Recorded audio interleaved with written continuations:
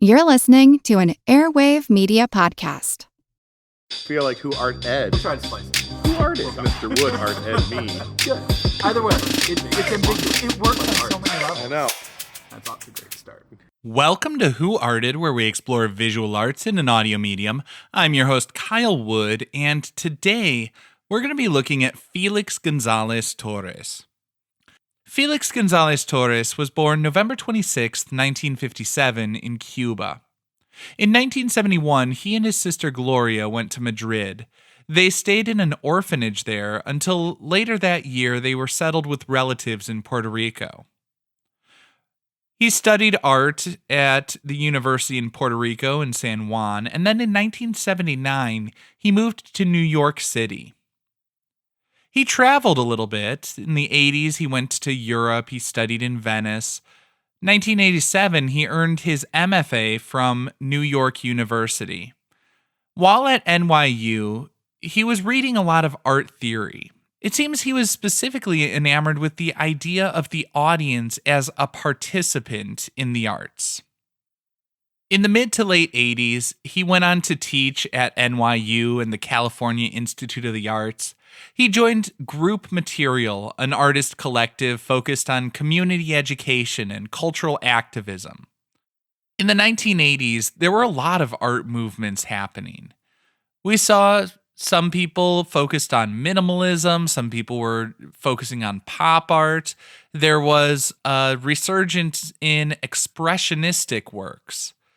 Felix Gonzalez-Torres was interested in exploring cultural identity, consumerism, the political activism through his arts, and he was doing it in ways that felt a little bit sculptural, a little bit minimalist, but also completely new and different, particularly in the way he engaged his audience with the artwork. His standard way of referring to his pieces was Untitled. He wanted something sort of objective that wouldn't lead the audience. He wanted people to be able to look at it sort of with fresh eyes and come to their own conclusions.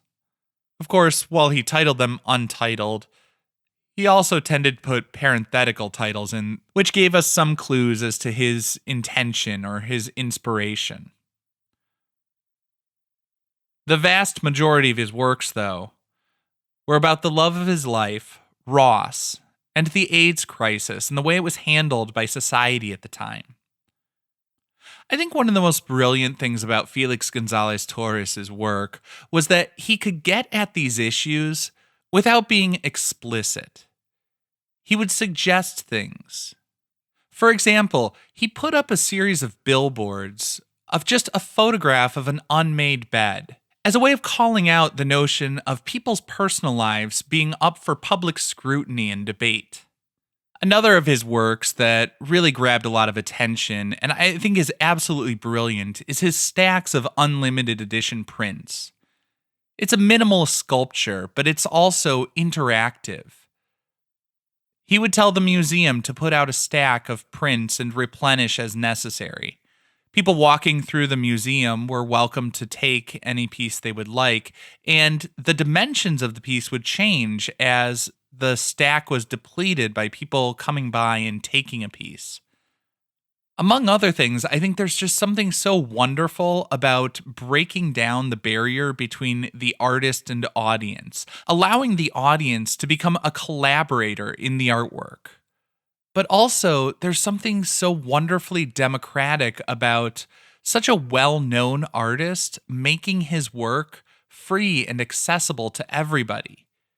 Museums and the gallery world are notorious for being sort of exclusive, where the value of a work is largely tied to how rare it is and how exclusive it is. It's wonderful to see an artist who makes his work free for all. Of course, it can also create some confusion in museums as people now don't know which artworks they're allowed to touch and interact with, and which ones will cause alarms to sound and security to swarm. But I guess that's why we've got to read the little labels on the walls. If I'm being honest, it was only after reading the label on the wall at the Art Institute that I came to understand and appreciate Felix Gonzalez-Torres' work.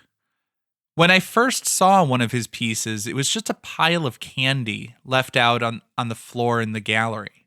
I really didn't know what to make of it. It seemed inviting, but also kind of lazy. After reading about it, I realized that the piece I was looking at, Untitled, Portrait of Ross in LA, was not just a pile of candy. It was a sort of symbolic portrait. People walking through the gallery are welcome to take a piece of candy from the pile. The pile starts off with 175 pounds. It's Ross's ideal body weight, and the diminishing of the pile mimics the way that he wasted away while he was ill with AIDS.